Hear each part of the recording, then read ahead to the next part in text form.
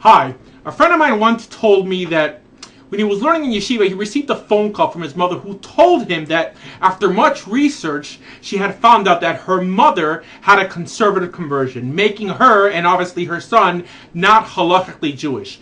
After hanging up with his mother, he went to the office of the Rosh Yeshiva and asked him, what should he do? The Rosh Yeshiva answered, don't worry, give it a week or two and we'll take you to the mikvah and do a gir l'chumrah. Fine, the Bachar thought, but one thing the Rav said, this Shabbos you must do one malacha. The Bachar thought, malacha on Shabbos? Rabbi, it's me. In this video, I'm going to show you how it's perfectly acceptable, if not required, for a Ben Noach or someone who knows they're a Ben Noach to keep Shabbos fully. To start chronologically, the first question we have to ask is, how did the Avos keep Shabbos? The Orach Chaim brings down that from the beginning of humanity, from Adam Arishon, there has always been someone keeping Shabbos, and if there weren't, the world wouldn't exist. To this, the Satmar Rav asks, how did they keep Shabbos before Matan Torah, before the Torah was given? Because I know you've heard it many times. Akum Sheshvas Chayav Mesa, that a non-Jew who keeps Shabbos fully is liable to the death penalty. First and foremost, we would have to understand that this commandment would not be applicable, let's say, to Adam Arishon. Why? Because he existed before the commandment was issued in Parshas Noach, where it says, day and night you shall not rest. Here, our sages say that apart from the literal statement referring to nature, here it's referring to a commandment to the Bnei Noach, that day and night they shall not rest. So, from this, many Jews have understood it to mean that a Gentile can't keep Shabbos, because again it states, day and night you shall not rest. And again, from Adam Arishon to Noach, this prohibition would not be applicable, because in this case, Adam existed before the flood, like I said before. So, the question that we should be asking is that from the flood to Mount Sinai, how could the Avos have kept Shabbos? Another big question we must also ask is whether the patriarchs were Jewish. This is actually a big discussion with the Rishonim and Achronim, whether they were Jewish or not, and what was the true din of the Avos. However, everyone agrees that at least Shem and Noach were not Jews. And the real question really begins if Avram Avinu was a Jew, which what I have learned, of course he was a Jew, but you have to understand there's opinions that go back and forth on this. However, we see in the Sefer Parshas Drachim that it brings down a midrash in Parshas Eikev that states that Yosef the Tzaddik told his servants to go slaughter an animal and prepare it. And here the midrash says that when he says to prepare it, he meant to prepare it for Shabbos. So here we learn that Yosef the Tzaddik kept Shabbos. So the Sefer Parshas Drachim asks, how can Yosef the Tzaddik keep Shabbos if Akum Sheshvas Chayav Mesa? And even Rashi brings down that there's a medrash that even said that there was an argument between them on what was their din, if they were considered Bnei Noach or Bnei Yisrael, as after Matan Torah. But here the Satmar Rav said that we have to analyze the Gemara to see what it really means when it says that Reish Lakish says, Akum Sheshvas Chayav Mesa, referring to Parshas Noach when it says, again, that day and night you shall not rest. So it seems that the Bnei Noach were commanded not to keep Shabbos. However, Amar Ravina says that this has nothing to do with Shabbos, but rather any day of the week they're forbidden to rest. So if a non-Jew decided to keep Monday, he would also be Chayav Mesa. So here Rashi reiterates that a non-Jew who rests from doing his malacha any whole day is liable for the death penalty. It has nothing to do with Shabbos. So according to the Satmar Rav, here we see that the Gemara and Rashi state that it has nothing to do with keeping Shabbos, but it actually means taking a day off that's prohibited. Why? Because you need to be contributing something to the world every day. Here, Rabbi Victor Miller also states that in the meaning of Akum Sheshvas Chayav Mesa, that it's specifically not for religious reasons.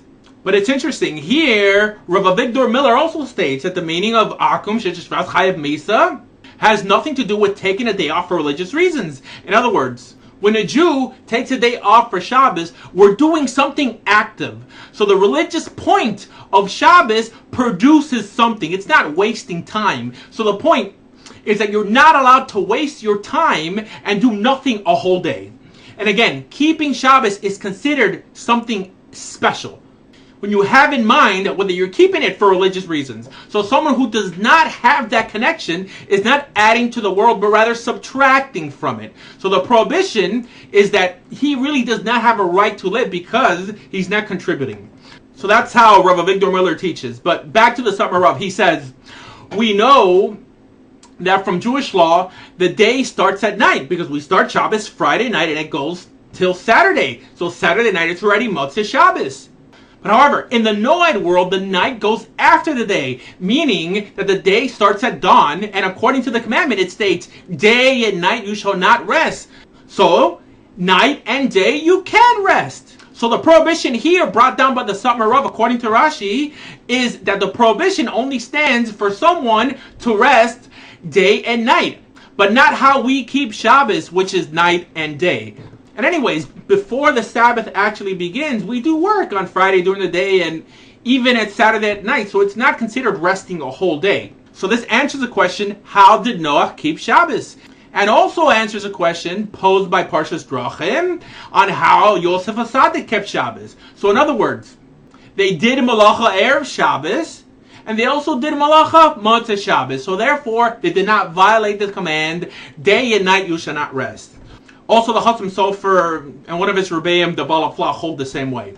Now, let me try to explain this from another position where a non-Jew is also allowed to keep Shabbos, and not only allowed, but may even be required to do so. Now, this is when the non-Jew in question is a Ger Toshav. There are three opinions on what is a Ger Toshav. One, a non-Jew who takes a pledge in front of a Beis Din not to worship idols. Two, a non-Jew who commits to keep the 7 laws. 3, a non-Jew who commits to keep all the negative commandments in the Torah. Why is this important? Because it states in Parshas Yisro, but the 7th day is the Sabbath day to the Lord. On it you shall do no work, neither you, nor your son, nor your daughter, nor your male or female servant, nor your animals, nor any foreigner residing in your towns, meaning a Ger Toshav.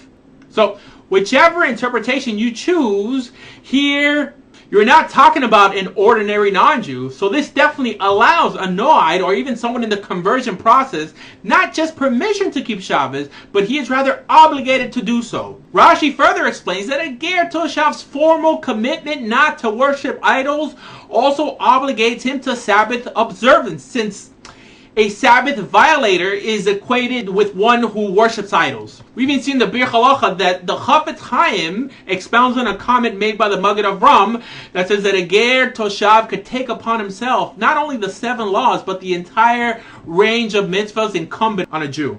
Now, many are probably wondering, why on earth am I making this video? Well, if you didn't know already, there's a gross injustice happening in the majority of the world today.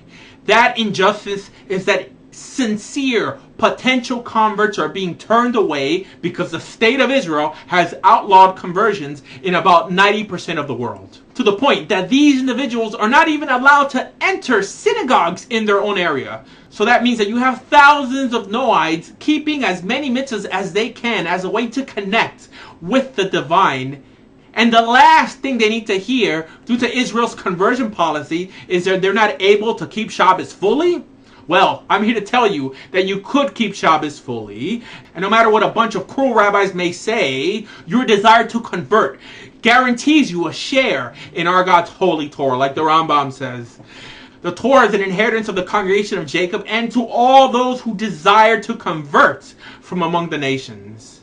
If you're interested in learning more about Judaism, I want you to visit bejewish.org. There we have a lot of videos that can help you on your journey. And please visit our latest site, radiotorah.com, where you'll get Torah lectures 24 hours a day, playing continuously. Don't forget, radiotorah.com and bejewish.org. Thank you.